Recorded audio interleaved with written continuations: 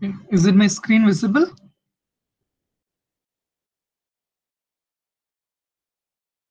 And am I audible? Hello. Yes, yes, it's visible. Yeah.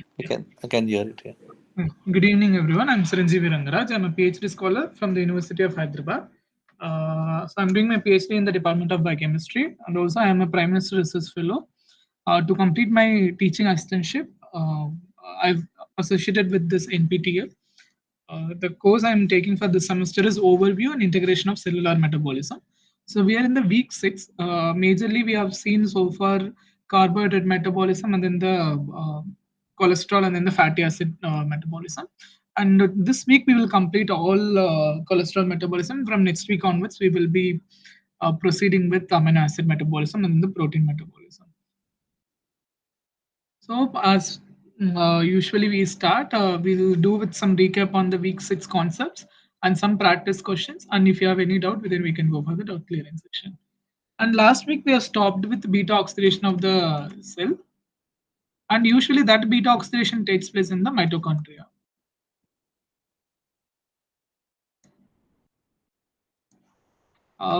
Now, the activation of the fatty acid will take place in the cytosol. Then the activated fatty acid, that is acyl fatty acid, that will be transported to the mitochondrial inner membrane. Then from the inner mitochondrial membrane, there are enzymes responsible for the beta oxidation will be there. Then finally, whatever the fatty acid is there, then finally it will be converted to acetyl CoA.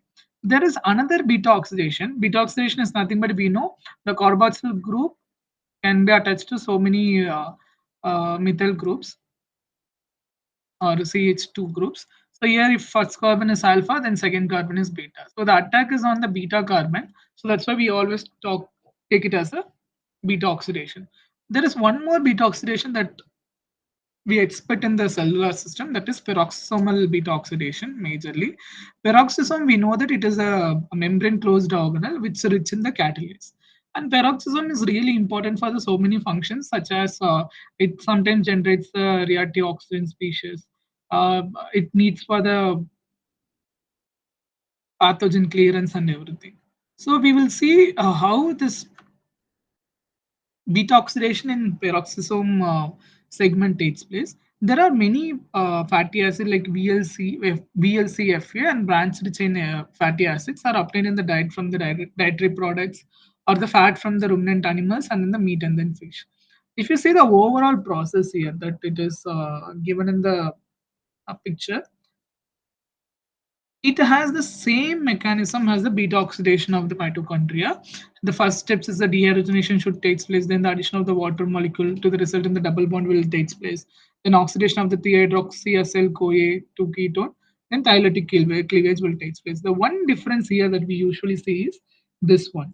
The FADH2, whatever it is produced, this will be given to the molecular oxygen, thereby it forms the H2O2. This H2O2, the presence of catalase, that will be converted to H2O and then R4. This is the only difference between the mitochondrial beta oxidation as well as the peroxisomal beta oxidation. If you see, there are enzymes which will cause the dehydrogenation of this complex. Then it is dehydrogenized complex will get. Then the addition of the water molecule in the both the cases, yes. Then after the addition, then we will get ketone component. Again, we will spend the NAD plus. Then the dehydrogenation will take place.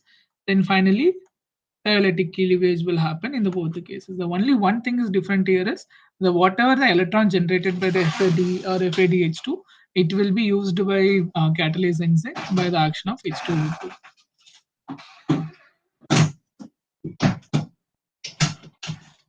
And if you see, in this, whereas in the mitochondrial segments, this undergoes the respiratory chain, that is nothing but called the ETC, electron transport chain. This FADH2 will get into that thing. Then finally, the electrons or the whatever the hydrogen molecule is there, that will form the H2O water molecule. And this FADH2 will give ATP, that is 1.5 ATP usually it gives energy wise. Here in peroxisome, what happens? Because the electrons are transferred to the H2O2 or the O2 molecule to form the H2O2, this energy, whatever that is forming here, it will be dissipated as heat. So that is the major difference. There are only two difference between beta oxidation of the mitochondria and then the beta oxidation of peroxisome. One, that FADH2, that is neutralized by O2 in the peroxisome itself. Then that will be done by the catalase, and here the energy will be utilized as heat in the peroxisome segment. Whereas in mitochondria, the same FADH2 undergo the electron transport chain or the respiratory chain, then it will form the ATP. So that is a major difference between the beta oxidation of peroxisome and then the mitochondria. The molecular wise, both are same. Then, if you see the specific fatty acid required for the peroxisome, that is nothing but very long chain fatty acids are the substrate for this peroxisome beta oxidation, such as the hexacosanoic acid, that is 26 long chain fatty acid in branched chain Fa, like the phytonic acid and then the pristinic acid. And if you see, whenever in mammals like us, when we are taking high concentration of the fats in the diet, that results in the beta oxidation of peroxisome, and especially this happens in the liver. And liver peroxisomes are not contain the enzymes responsible for the TCA cycle. So whatever the acetyl CoA that is formed, that should be transported to the mitochondria to undergo the TCA cycle. So what will happen? Whatever that we already said, that long or branched chain fatty acids that will be catalyzed into the acetyl CoA or hexonyl CoA, the short chain segment. This will be exported to the mitochondria. There TCA cycle will happen. Then after the TCA cycle, then whatever the energy we needed in the form of ATP, that will be given to the cell. And if you see the any disorder related to this beta oxidation of the peroxisome, there is a Zellweger syndrome as well as the X-linked adrenoleukodystrophy. Zellweger syndrome due to the reduced or the absent of the peroxisome, and this lacks all the metabolism unique to the that organelle, because whatever the this acid, that phytonic acid that we are phytonic acid or pristinic acid that we are taking, that will not be metabolized in the cell. And there is second disorder called X-linked adrenoleukodystrophy. What will happen here also, the defect is in the peroxisomal membrane transporter. That protein is defect. Because of that reason, what will happen, the tissues whatever it is there in the myelin sheath, because this oxidation majorly takes place in the brain, so that tissue, uh, the myelin sheath of the nervous system will be affected, and then the other cells like the adrenal cortex cells and then the Leydig cells are also getting affected in the case of X-linked adrenoleukodystrophy. And then the long fatty acid buildup that causes the damage to the myelin sheath, because the majorly this beta oxidation takes place in the brain and the neurons of the brain. It usually people say that it happens in the infants or the boys or the guys less than the 10 years, this causing the loss of vision, behavioral disturbance, and then death within a few years. And in both the cases, what if you see the peroxisome is failed to oxidize the fatty acids or the very long chain fatty acid. Because of that reason, this very long chain fatty acids are accumulated in the blood, especially this 26 long fatty acid chain. And as we already know, we are going to see the other fatty acids in the system. We know that there are alpha, beta, and then gamma, delta, and then finally the omega carbon will be there. That is the final carbon in the fatty acid. And we have seen so far the beta oxidation in the both the session. One is in the mitochondria, another one is in the peroxisome. There are other oxidations like the alpha oxidation, then omega oxidation is there. Alpha oxidation that we will see first. Alpha oxidation is nothing but the alpha carbon is targeted first or attacked first in the case of the alpha oxidation. Omega oxidation, you know, the final carbon molecule of the or the farthest carbon molecule of the fatty acid chain will be targeted. So first we'll talk about the alpha oxidation. Alpha oxidation is the oxidation of the branched chain fatty acids by removal of the single carbon from the carboxyl end. Here, what happened? The hydroxylation of the alpha carbon takes place first, then it is oxidized to the alpha keto acid. Then finally, in humans, the alpha oxidation occurs in the peroxisome. The process is important in the brain. Okay, And the keto acid then undergoes the decarboxylation, eating the molecule of carbon dioxide and the fatty acid with a one carbon atom less. And this is the overall thing. For example, the phytonic acid. What will happen here? The beta molecule of the fatty acid contains methyl group.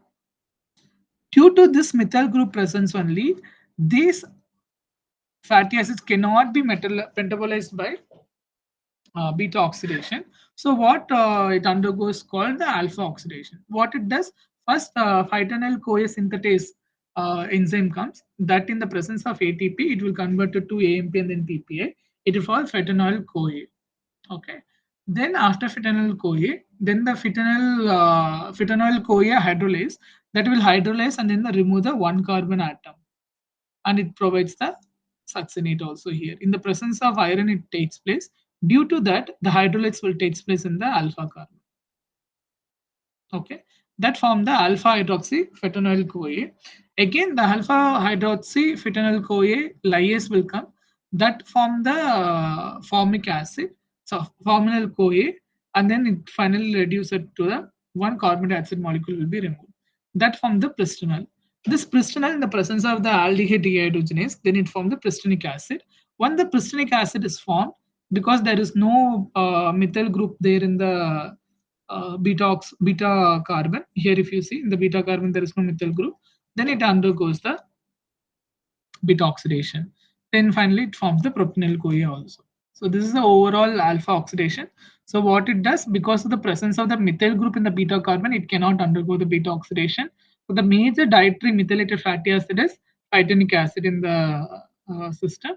Then by alpha oxidation, it is converted to the pristonic acid. This pristonic acid can undergo the beta oxidation. Then it acquires the acetyl CoA and subsequently become the beta oxidase yield in the propanyl CoA. The propanyl CoA metabolism also we have seen it in the last week how it will get metabolized. The one such disease, because due to this defect in the alpha oxidation of the fatty acid, is Refsum's disease. It's a quite important topic in any enzyme people do ask. This is leads to the metabolic defect due to the lack of the enzyme called alpha hydroxylase, that is phytonic acid oxidase. Here,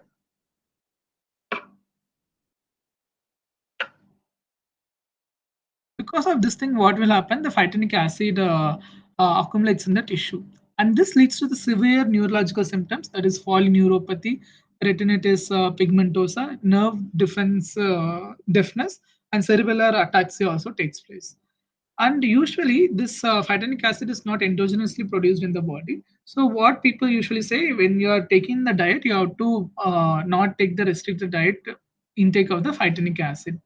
The consumption of fats from the ruminant animals and then certain fish such as the tuna, cod, and then haddock should be avoided. And for example, milk also should be avoided in this case. And plasmapheresis is another medical intervention used to treat this patients.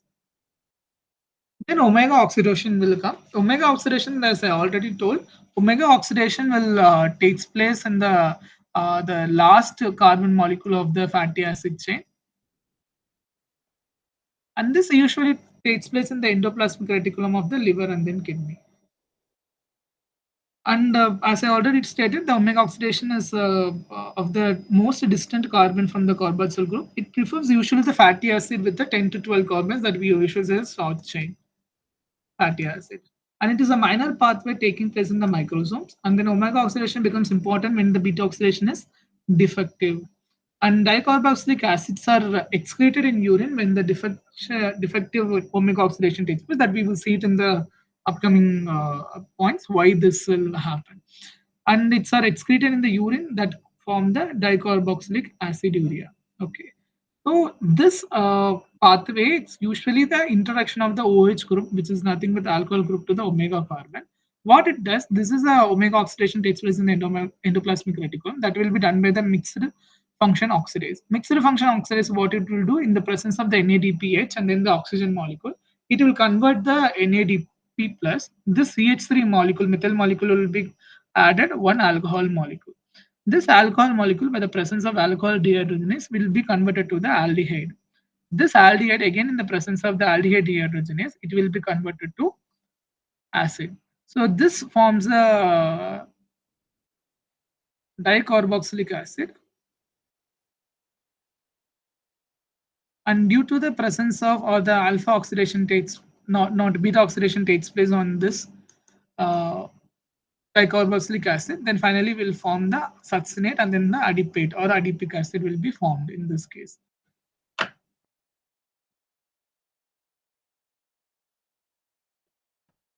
So this is the overall omega oxidation. When we were talking about the dicarboxylic acid urea, whenever the beta oxidation is not takes place, if you are having any block in this overall pathway, so that leads to the accumulation of the dicarboxylic acid urea. Functionally, like in usual cases, this will not be excreted in the urine. But if it goes beyond level in the serum or in the blood levels, then it will be excreted in the urine called dicarboxylic acid urea. That's the main thing because omega oxidation or alpha oxidation, everything is interconnected to beta oxidation at the end of the day. Next topic, we will see that what is the ketone bodies and how these ketone bodies are really helpful in the life. Whenever we are having any kind of prolonged starvation, not 1 day or 2 days or 3 days, the prolonged starvation is there. Whatever the stored glucose or the glucose in our body, glycogen, that will be depleted. After depleting those things, uh, our body will start using the gluconeogenesis. Then it will form the so much of glucose from the gluconeogenesis. Once those things are also done, then the what are the stored fats or protein molecules will be taken place in this case. There is one such molecule of TCA cycle that participate in the gluconeogenesis, that is called oxaloacetate. This oxaloacetate, if it is leaves the TCA cycle, then more number of acetyl CoA cannot be incorporated into the TCA cycle. So this high amount of acetyl CoA, what will happen? It will undergo ketone bodies formation. This will happen in the case of prolonged starvation in the normal case, and people have seen these thing kind of issues in the diabetes mellitus case as well. So what it does, whenever the prolonged starvation is there, then the oxaloacetate can undergo the anuclearosis reaction, such as the gluconeogenesis. Due to that, acetyl cannot be incorporated into the TCA cycle, then it forms the ketone bodies. So the acetyl takes place the alternate route called ketone body production and during the starvation as well as in the diabetes mellitus case. And there are two set of ketone bodies in our body. One is the primary ketone, another one is the secondary ketone bodies. The primary ketone body is always the acetoacetate because it formed first in the cycle. Then from here, there are two things will be formed. That is beta hydroxy butyrate and then acetone. These things will be called as secondary ketone bodies, and they are only produced by the liver mitochondria itself. But even though it produced in the liver mitochondria, it cannot be used or it will not serve purpose in the liver. It will be used by the extrahepatic tissue.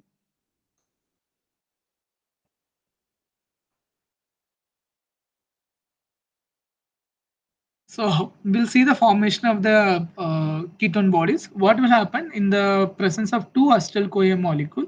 The thiolase enzyme will uh, condense these two molecules. This condensation molecule finally produce the acetoacetyl CoA. This acetoacetyl CoA, in the presence of the HMG CoA synthase, which is really important molecule or important enzyme or the regulatory enzyme of ketone body is HMG CoA synthase. So this acetoacetyl CoA, in the presence of HMG CoA synthase, that will form beta hydroxy beta methyl glutaryl CoA, that is called HMG CoA. Here also one more acetyl CoA molecule will be used. Okay. In this case, we will see two HMG CoA in the slides. One is here, another one is in the cholesterol production. If you see, the mitochondrial HMG CoA is employed for the ketogenesis, whereas cytosolic HMG CoA is used in the cholesterol production. That we will see it in the upcoming slide. So once the HMG CoA is produced, then the HMG CoA lyase will form. This lyase remove the acetyl CoA from the system, then it form acetoacetate. This is the primary ketone body formed in the body. Okay. Then by the reduction reaction, this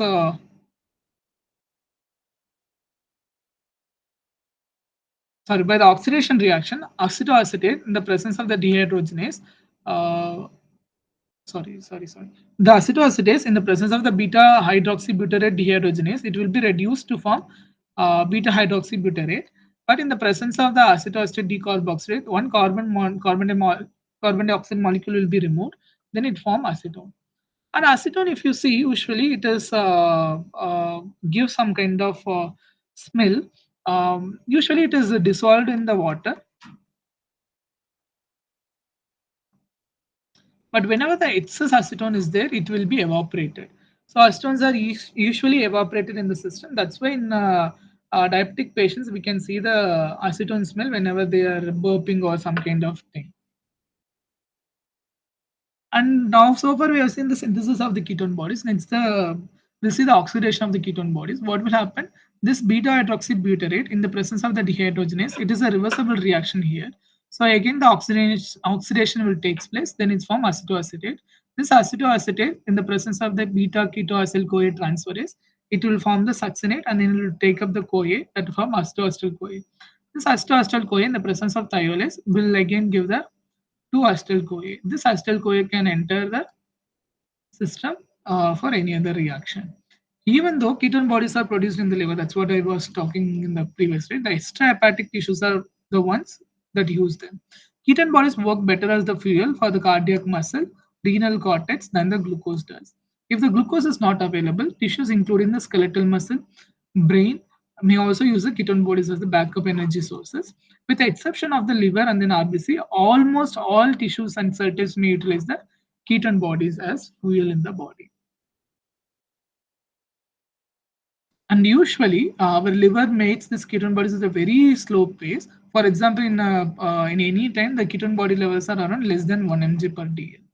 But this urine also will not be contain any kind of ketone bodies in the normal cases. What happens whenever any kind of disruption in the pathway, metabolic pathway, that leads to the ketonemia, because the presence of the ketone bodies in the so high, and then the acetone breath order will come, because I said it's evaporated in the body.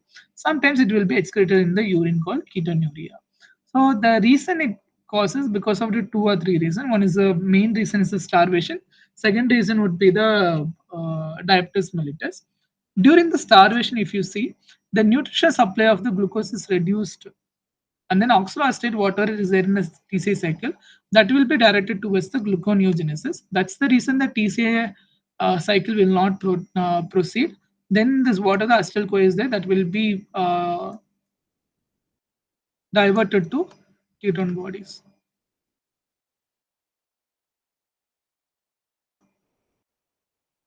So this leads to the enhanced rate of the lipolysis, serve as an alternative fluid source. So acetyl-CoA excess will be converted to the ketone bodies. High levels of the glucagon promotes the ketogenesis. That we will see it in the next slide how this will be really helpful. During the fasting state, the brain gets a 75% of its energy from the ketone bodies. This usually we have seen it in the early hyperemesis, that in the during the pregnancy the lady will be vomiting so much, that attribute to the starvation like condition, then the ketosis will take place more. The second one is the diabetes mellitus. Diabetes mellitus, if you see, per se it is uh, tells that the body's sugar content is more. For example, in the blood sugar content is very high. That's called diabetes mellitus. Then you can ask that then how the gluconeogenesis will take place. The major problem here is the hormone. When the hormone defect is there, for example, the insulin defect is there, that leads to the situation that even though the blood glucose levels are so high, due to the insufficient production of insulin in the type 1 diabetes mellitus, or the insulin cannot work well in the case that is type 2 diabetes mellitus, the cell decides that there is no glucose in the body because the insulin action is not there. So that leads to the glucagon kind of effect. Then the glucagon promotes the lipolysis, that leads to the acetyl CoA more. Then acetyl CoA will be targeted to ketone body synthesis. Okay. So since there is the less oxaloacetate, that is what I again told. So the blood level of the glucagon rises due to the starvation kind of state. Then the diabetes mellitus, and inhibiting the glycolysis while triggering the gluconeogenesis, lipolysis, and ketogenesis are all effects of glucagon. Whereas the high glucagon and then the insulin ratio is C leads to the ketogenicity. Insulin effects are the exact opposite. It encourages the glycolysis, suppresses the gluconeogenesis, and slows down the lipolysis. and lessens the ketogenesis. There are three levels of regulation that we usually see it in the case of the ketone body formation. The first is the precursors for the ketone body. Usually, the free fatty acids are the precursors of the ketone bodies. That's the starting, because then it will undergo the beta oxidation and the acetyl CoA will be formed. So this ketogenesis will be impacted by the mobilization of the free fatty acids from the adipose tissue. So if it is not then the ketone bodies will not be formed. The second one is the glucagon promotes the lipolysis, whereas insulin inhibits. The fatty acid is subsequently transported into the mitochondria for beta oxidation. The second level of regulation is due to the CAT enzyme, that is CAT molecule, carnitine acyl transferase. So this, what it will do, the main regulator of carnitine one is the malonyl CoA. Malonyl CoA is an important molecule in the fatty acid synthesis.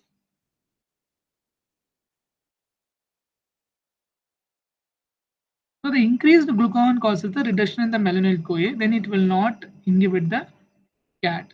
So conditions like the diabetes and then the starvation, this leads to the excess acetyl CoA is created when the rate of the first two stages are increased. So normally the citric acid cycle fully oxidizes the acetyl CoA. Oxaloacetate is again the route to the gluconeogenesis in both diabetes mellitus and then starvation, resulting in the reduction of the oxaloacetate availability. So the overall thing, what we'll say, when the glucose content is low in the cell, then the glucagon will get activated. That will cause the lipolysis. That will give the acetyl CoA. Acetyl CoA cannot be used by T cell cycle due to the oxaloacetate non-availability. Then it will be transferred to the ketone body synthesis. Okay. And this is the overall thing. First one is the lipolysis activated. That is the level one of issue. An increased non-esterified fatty acids will take place in the plasma. The level 2 of thing is increased carnitine acyl transfer is one, and decreased malonyl CoA that leads to the increased beta oxidation. Then finally acetyl CoA will be formed. Then finally the increased gluconeogenesis and decreased oxaloacetate also stimulate the ketogenesis. This all will be done by the increased generation of the acetyl CoA and decreased utilization of the acetyl CoA that forms the ketogenesis. Then we'll see the fatty acid synthesis. Fatty acid synthesis usually takes place in the three system. Mainly three, it takes place in the liver, adipose tissue, and then the lactating mammary gland. And the first and foremost step in the fatty acid synthesis is this. What it happens, the acetyl CoA is the starting molecule that will take up the bicarbonate in the system in the presence of the, or by the action of acetyl CoA carboxylase, it will be converted to malonyl CoA. Here, one molecule of ATP will be spent. The prosthetic group here is a biotin. So how this usually occurs, this enzyme acetyl-CoA carboxylase has a two binding pockets. The first binding pocket would be, this I will come later. First, we'll finish this. So this enzyme has the two binding pockets. One is the biotin carboxylase pocket, another is a trans carboxylase pocket. First, this biotin molecule, in the presence of the bicarbonate and then the ATP, this biotin will be carboxylated. Then it's from the carboxylated biotin in the same enzyme. Then this will be transferred. This carboxyl atom, whatever it is there, CO2, this will be COO, it will be transferred to the acetyl CoA. So that is what the transcarboxylase activity will happen. So usually it happens in the two cases. First, the biotin will be carboxylated. Then second, from the biotin, the carboxylation group will be transferred to the acetyl CoA.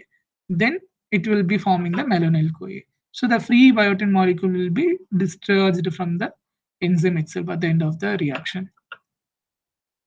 If you go back to our classes, this acetyl CoA is not freely formed, or it cannot be taken place or freely flow in the case of the mitochondria and then the cytosol. So what will happen? This oxaloacetate in the presence of the acetyl CoA will be formed the citrate. This citrate can easily go in the in and out of the mitochondria and then cytosol segmentation. Then in the cytosol, the citrate in the presence of the ATP citrate ligase, it forms the acetyl CoA, then the oxaloacetate. And by the action of the malic enzyme and then the other enzymes, this oxaloacetate again from the malate. This malate also can undergo the go inside the cell, and then the pyruvic acid also can go inside the mitochondria to do its own function. So overall, we can say that the fatty acid synthesis is presently exclusively in the cytosol, and in adipose tissue and hepatocytes, the cytosolic NADPH and then the NADP ratio is high. That is strongly reducing environment because NADPH is really really important for the fatty acid synthesis. And in hepatocytes and lactic mammary glands, cytosolic NADPH is generated largely by the pentose phosphate, but malic enzyme is also significant in this case. This is the same mechanism that we have seen that how the transport of acetyl CoA takes place in the system. Then we'll see the fatty acid synthase complex. Fatty acid synthase complex is really, really important for the synthesis of fatty acid in the system. This enzyme, especially like other enzymes like the pyruvate dehydrogenase, this enzyme is a multi-enzyme complex. The main reason of having the multi-enzyme complex, like here we are having seven enzymes and then especially seven molecules. What will happen? This really helpful in the case of uh, converting the molecule or the substrate to the product efficient way if you are having multi-enzyme complex. So what it does, this system exists as a multi-enzyme complex like the N-terminal has the ketoacyl synthase, malonyl acetyl transacetylase, acylase, hydratase, enoyl reductase, it's called ER, then ketoacyl reductase that is KR, and then acyl carrier protein that is called ACP,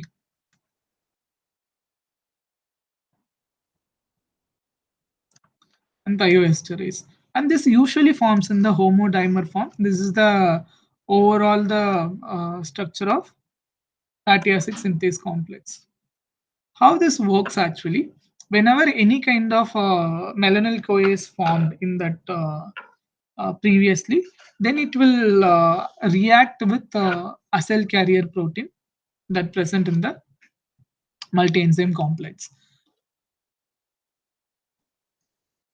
So then once the malonyl group is forming the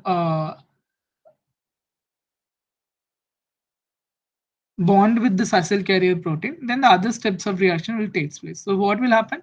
First, malonyl CoA will come. Malonyl CoA will make the bond between the acyl carrier protein and then the malonyl CoA in the enzyme. Then it will be proceeded for the other step of reaction. So this is what the first thing. First, the fatty acid synthase complex is there.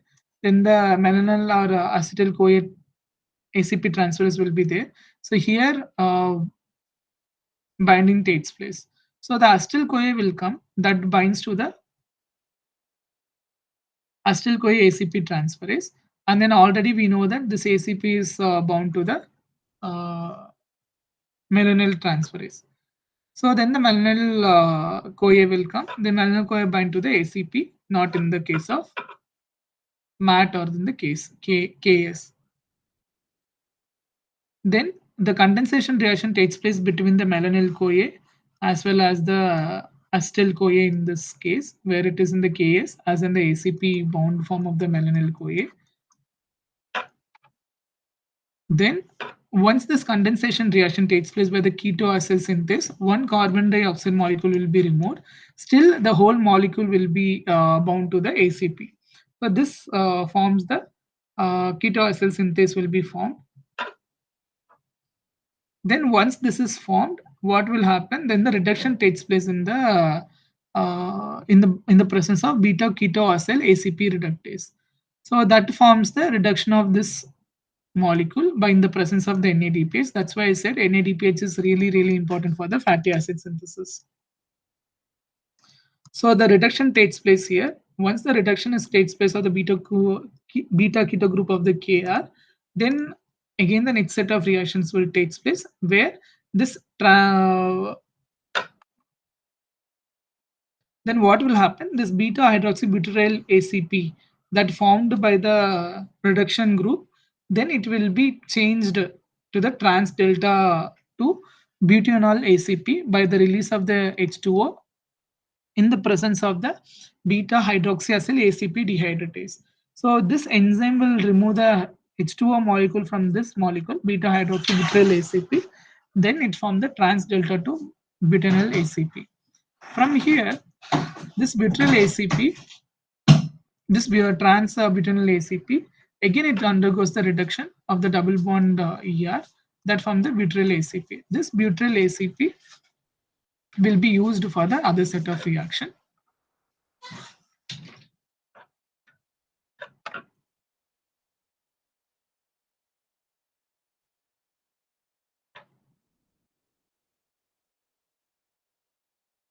So once this butyl ACP is formed by the reduction, then it will be transferred from the ACP molecule to the acyl carrier protein to the Ks molecule of SH.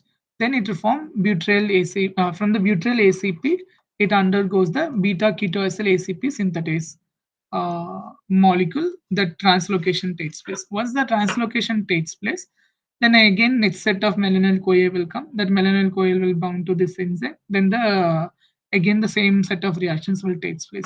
So the overall, if you see in the fatty acid synthase complex, the first the acetyl CoA will bound to the molecule, then the melanin CoA bind to the ACP, then the transfer of the two carbons will happen, then finally will form the palmitate. So here, if you see, using of the 8 acetyl CoA overall, 7 ATP and then 14 NADPH in the overall reaction, the palmitic acid will be formed by the release of the 14 NAD plus 8 CoA, 6 H2O, 7 ADP and 7 PA. Finally, till the formation of the palmitate, the long chain is still bound to the molecule called this case beta ketoacyl ACP synthetase 1 complex bound only it will be there. Once this molecule is formed, then cysteine carbon molecule is formed. Then by the action of the thioesterase, it will be cleaved off. And if you see the major difference between the beta oxidation and then the fatty acid synthesis, usually the beta oxidation takes place in the mitochondria, whereas fatty acid synthesis takes place in the cytoplasm. Overall, we have seen there all is CoA derivatives, but here it is ACP attached one, acyl carrier protein attached in the most of the cases. Then finally, the enzymes present as independent proteins in the beta oxidation. Here it is a multi-enzyme enzyme complex called fatty acid synthase. And the sequential units are 2 carbon units split off as acetyl CoA, and 2 carbon units are added as a 3 carbon malonyl CoA. And coenzymes here is NAD plus and FAD are reduced. Here NADPH used as a reducing power. And transporter is most of the cases is carnitine here, and here the citrate acts as a transporter in the melanin CoA synthesis. And regulation is less insulin will reduce the beta oxidation and glucagon will improve the beta oxidation, whereas insulin increases the fatty acid synthesis and then glucagon reduces the fatty acid synthesis. And overall regulation of the fatty acid synthesis, if you see, it can happen in the three ways. One is the negative feedback inhibition with the palmitate, because palmitate is the end product of the fatty acid synthesis. So it can do the feedback inhibition. If the more palmitate CoA is there, it will negatively inhibit the or negatively form the inhibition with acetyl CoA carboxylase.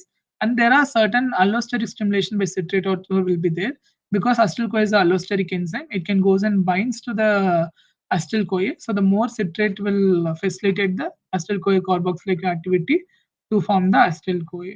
And then the regulation by the covalent modification. Usually, this acetyl CoA exists in two forms. One is the phosphorylated form, that is inactive. Another one is a unphosphorylated form. So insulin usually phosphorylates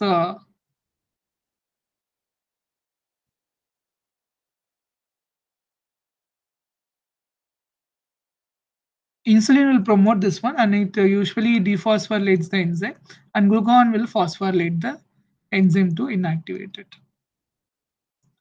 Next topic is tag synthesis. Tag is nothing but triacyl glycerol. So that the major sites of the tag synthesis are the liver and muscle and then the adipose tissue.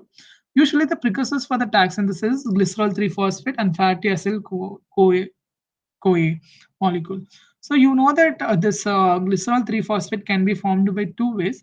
One from the glycerol directly, it can by the glycerol kinase, it forms the L-glycerol 3-phosphate, or else from the dihydroxyacetone phosphate, the glycerol 3-phosphate dehydrogenase also form the L-glycerol 3-phosphate. So this two ways is the major ways where the glycerol 3 phosphate will be formed.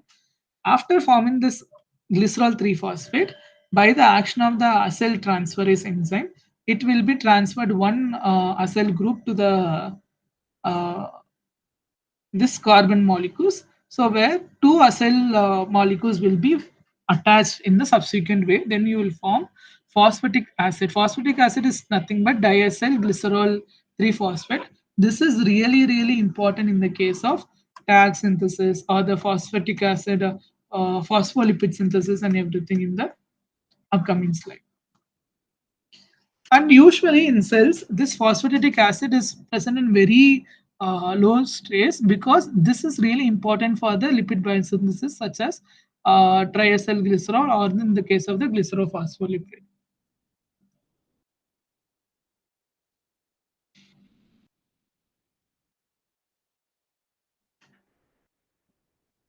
So to form the triacylglycerol, this phosphatidic acid, what it will do, it will again, in the presence of the phosphatase enzyme, this phosphatidic acid will remove the phosphate group. Then it will form 1, 2 diacylglycerol. So in the presence of 1, 2 diacylglycerol, this will be converted by the action of this acyl transferase to triacylglycerol. So this is what overall mechanism takes place.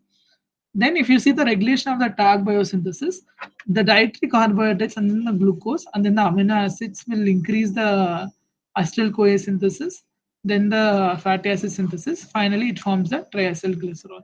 So, insulin usually it is lowering the blood glucose levels. So, what it will do, it will promote the acetyl CoA synthesis and then the fatty acid synthesis.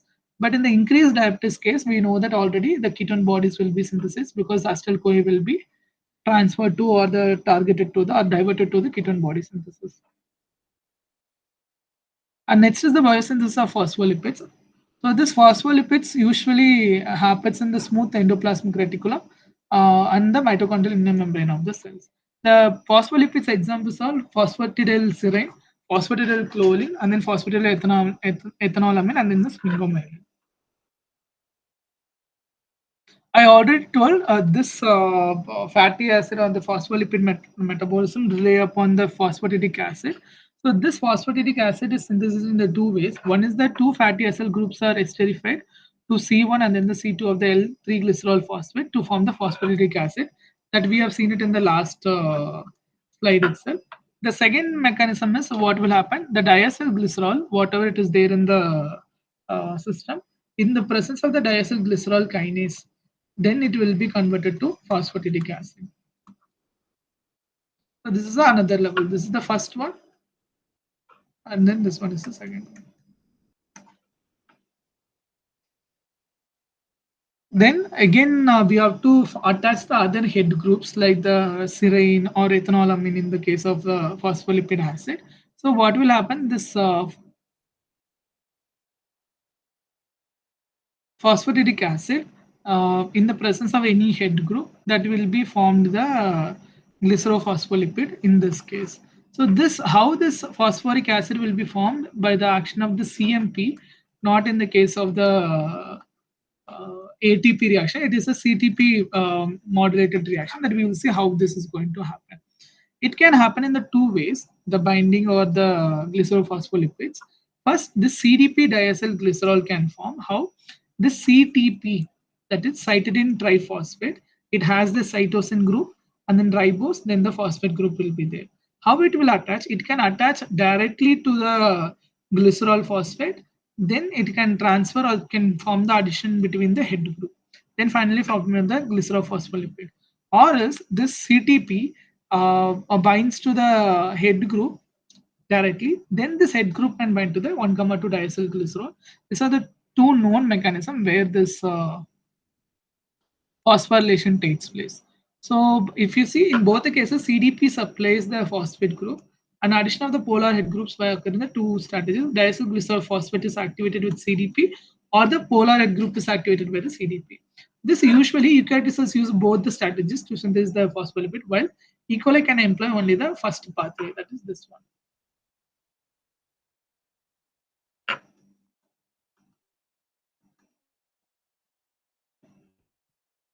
And how the other head molecule will be infused, that we are trying to see here. When the phosphatidate binds to the CTP, and then CDP will be formed, CDP diacyl glycerol, that in the presence of the PG3 phosphate synthase, it formed the phosphatidyl glycerol 3 phosphate. Whereas in the presence of serine, this PS synthetase will be there, that is the phosphatidyl serine synthetase, that remove the CMP from the molecule, then it will form the phosphatidyl serine. And again, the phosphatidylserine, by the action of the decarboxylase, one carbon dioxide will be removed from here, that form the phosphatidylethanolamine. This phosphatidylethanolamine, by the presence of the SAM methyl transfer, that is acetylmethylmethyl methyl transferase, that forms the phosphatidylcholine by the addition of the ethanol methyl group here. And the cardiolipin is something different. By the action of two phosphatidylglycerol 3 phosphate, two molecules will be combined together to form the cardiolipin here. And overall, if you see, this phosphatidylethanolamine will be converted to the phosphatidylcholine, and then the phosphatidylserine, whatever it is there, by the action of the PSS1 and then PSS2, it can undergo the phosphatidylethanolamine or phosphatidylserine in the presence of the choline. Again, it forms the phosphatidylcholine. And overall, the reaction, this phosphatidylserine also will be formed by the action of the CDP diacylglycerol. Serine will be incorporated into the phosphatidylserine. This usually happens in the bacteria and then the yeast, and then other mechanism also takes place in the mammals. Next, we will see the cholesterol synthesis, and this is the last topic of the day, if I'm not wrong. So, the cholesterol molecule is the 27 carbon steroid ring structure. Okay, and the cholesterol molecules are really important in the biological system. It can help in the cell membrane formation, nerve conduction, biosynthesis of the bile acids, bile salts, steroid hormones like glucocorticoids, androgens, and then the estrogens, and finally vitamin D3 complex. So about 1 gram of the cholesterol is synthesized per adult in the per day in adults, and the large contribution is made by the liver, that is 50%, and intestine 15%, skin, adrenal cortex, and the reproductive tissues. The enzymes responsible for the synthesis are present in the either in the cytosol or in the microsome in the most of the cases. If you see, acetyl-CoA provides the carbon atoms and the cholesterol. The reducing sequence are supplied by the NADPH, while ATP provides the energy. So this is the four main stages that takes place by the cholesterol synthesis. What will happen? The acetyl-CoA forms the HMG-CoA and then the mevalonate. This mevalonate forms the active isoprenoid, that is C5. This C5 again, finally it forms a 30 carbon units form called squalene. This squalene will be converted to the lanosterol, and then the lanosterol is again converted to the cholesterol, that is 27 carbon molecule. So this is the overall thing. The condensation of the three acetate units to form the 6 carbon intermediate called mevalonate. This will again form the conversion of the mevalonate to the active isoprene units, that is 5 carbon. Then the polymerization of the 5 carbon is isoprene units to form the 30 carbon linear squalene. Then the cyclation of the squalene to form the 4 rings of the steroid nucleus, and with a further series of changes, oxidation, removal, or migration of the methyl groups to produce the cholesterol. And we'll go step by step. As I already said, this acetyl CoA will be converted to the HMG CoA. HMG CoA will form the 6 carbon mevalonate. 6 carbon mevalonate will form the isoprene units of 5 carbon. This isoprene units will be formed the carbon 10 molecule, carbon 15 molecule, then finally the 2 carbon 15 molecule form the squalane, then the lanosterol form, then finally the cholesterol will be formed.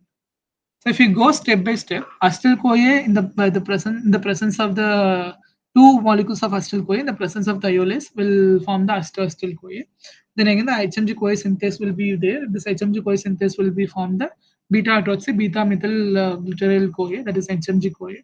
HMG-CoA in the presence of the HMG-CoA reductase, which is the regulatory enzyme in the case of cholesterol biosynthesis, that forms the mevalonate. Mevalonate is usually the 6 carbon molecule. This mevalonate, in the presence of the mevalonate 5 phosphotransferase, it formed the 5 phosphomevalonate. This 5 phosphomevalonate again in the presence of the kinase from the 5-pyrophosphate mevalonate. Then, by the action of the pyrophosphate mevalonate decarboxylase, it removes one carbon dioxide molecule and then the organic phosphate. Then it forms the dimethyl pyrophosphate.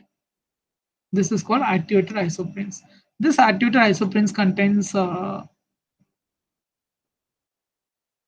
carbons of molecule. Again, one dimethyl pyrophosphate and then isopentenyl pyrophosphate, this one and then this one, isopentenyl pyrophosphate. Two molecules they form, 10 molecule of geranyl pyrophosphate. This 10 molecule of geranyl pyrophosphate, again by the action of the isopentyl pyrophosphate, that is prenyl transferate, that is the 8 to tail faction. It will form the farnesyl pyrophosphate. Farnesyl pyrophosphate, again by the addition of another farnesyl pyrophosphate, that also the head to head interaction will happen. This phosphate group will be removed in the both the cases. Then the squalene will be formed. Then the squalene is usually the 30 carbon molecule. This squalene, again by the squalene monooxygenase, it can form the lanosterol. And then lanosterol, by the action of 15 steps will be there, but we are talking about only 1 or 2 steps. Then finally it forms the cholesterol. So from the lanosterol, the three addition methyl groups on the carbon atoms 4 and then 14 are removed to produce the zymosterol. This zymosterol, again the double bond migrate from the 8 to 9 positions to the 5 to 6 position when the desmosterol is formed. Finally, the double bond in the side chain between the carbon 25 and 25 is reduced by the NADPH when cholesterol is formed. So this is the overall reaction if you see it. And the regulation of the cholesterol synthesis, if we go back, in mammals, cholesterol production is regulated by the intracellular cholesterol concentration by different hormones. And this can happen in the three different ways. One is it can form in the long terminal regulation or in the proteolytic cleavage or in the covalent modification that we will see in the upcoming slides. First, in the long-term regulation of the transcriptional control, we have seen the SREBP in the previous carbohydrate metabolism. That is nothing but the sterol regulatory element binding protein. So this is a transcription factor that is really needed for the cholesterol synthesis. Okay, but usually it is bound to the endoplasmic reticulum together with the SCAP, that is called SREBP cleavage activating protein. Whenever the more cholesterol is in the body, this SCAP gets activated. Then that will cleave the first. It will remove it from the endoplasmic reticulum. The cell cleavage will happen. Then it will cleave the first protease. The partial in the C terminal of the SRBP. Then the second cleavage will takes place by the same protease. Then it's released from the domain of the Golgi complex. Then it will migrate to the nucleus. There the transcription is activated. Then the more enzymes responsible for cholesterol synthesis will be activated.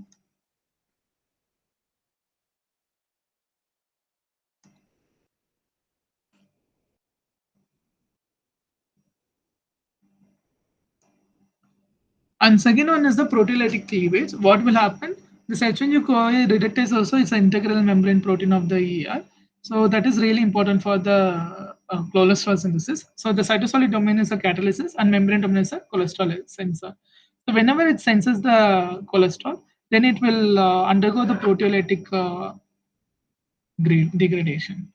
So the rise in the levels of cholesterol and then bile cells in the cells, change in the oligomerization state of the membrane domain of the HMG-CoA reductase will take place. And finally, the enzyme reaction. So HMG-CoA reductase usually active in the case of the dephosphorylated form, wherein the phosphorylated form is the inactive form. So the insulin and then the thyroxine increases the activity of the HMG-CoA reductase by dephosphorylating the enzyme, whereas cortisol and then glucagon decreases its activity by phosphorylating its enzyme. This is mediated by the AMP. And finally, these are the overall reaction. Whenever the acetyl CoA is there, then the multi-steps in HMG CoA will be formed. This HMG CoA will be formed the mevalonate again from the cholesterol. Then it can be inhibited by the certain enzymes or the certain hormones like glucagon, or the reversible reactions also takes place. This you can go back and then see the oral reaction. The cholesterol can also undergo the cholesterol esters by the action of the transferase. So if you see the drugs that we are using it in the day-to-day life, those things are statins. That is then the lovastatin and the simvastatin. This is a competitive inhibitors of the key enzyme called HMG-CoA reductase. In the case of the lovastatin, it is inactive lactone, and then usually it's hydrolyzed by the beta hydroxy form, and then it's competitive inhibitor of HMG-CoA reductase. Thereby, it reduces the cholesterol synthesis.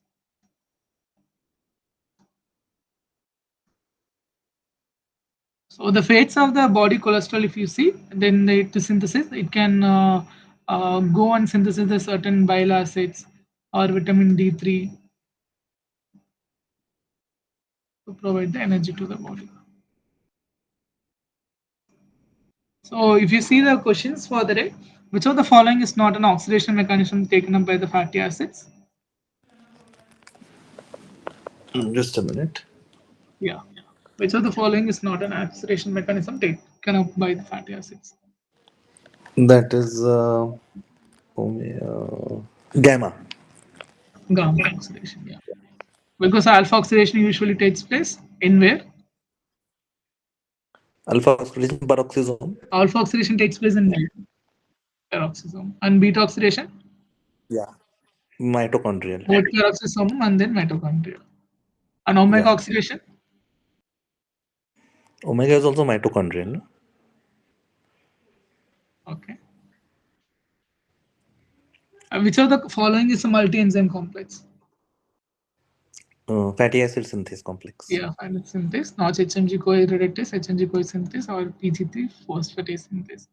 And choose the correct options regarding fatty acid metabolism. Yes. Correct option regarding fatty acid.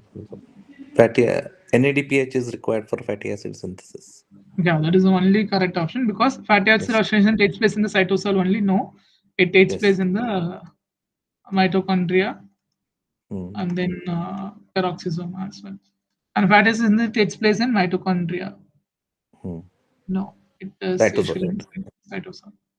And acetyl-CoA carboxyl requires ascorbic acid cofactor. No, it is Hmm. Wrong. biotin dependent. Biota. Yeah, I think that's it for the day. Okay. Okay. And next week onwards, I feel that it will be shifted to Saturday. I feel Saturday 3 o'clock. Saturday 3 o'clock. I will ask them to give you intimation before Saturday or Friday. Which day is preferable for you? Saturday. Saturday. Okay, I will ask them to shift it to Saturday.